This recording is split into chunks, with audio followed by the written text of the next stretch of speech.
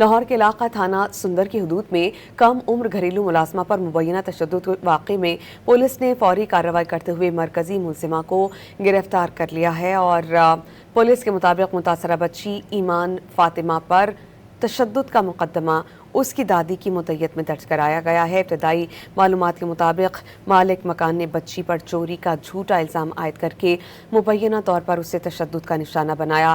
واقعے کے بعد بچی کے جسم، بازوؤں اور آنکھوں کے قریب تشدد کے نشانات پائے گئے۔ پولیس نے فوری کارروائی کرتے ہوئے ملزمہ کو گرفتار کیا اور مزید تفتیش کا آغاز کیا۔ ڈی آئی جی آپریشنز کے مطابق متاثرہ بچی کو قانونی تحفظ اور انصاف کی فراہمی یقینی بنائی جا رہی ہے۔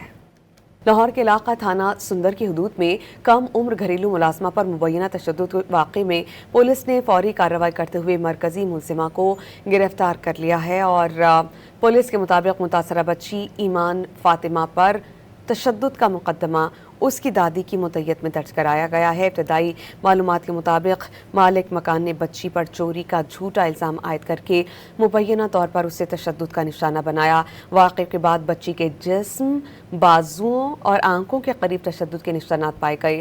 پولیس نے فوری کارروائی کرتے ہوئے ملزمہ کو گرفتار کیا اور مزید تفتیش کا آغاز کیا۔ ڈی آئی جی آپریشنز کے مطابق متاثرہ بچی کو قانونی تحفظ اور انصاف کی فراہمی یقینی بنائی جا رہی ہے۔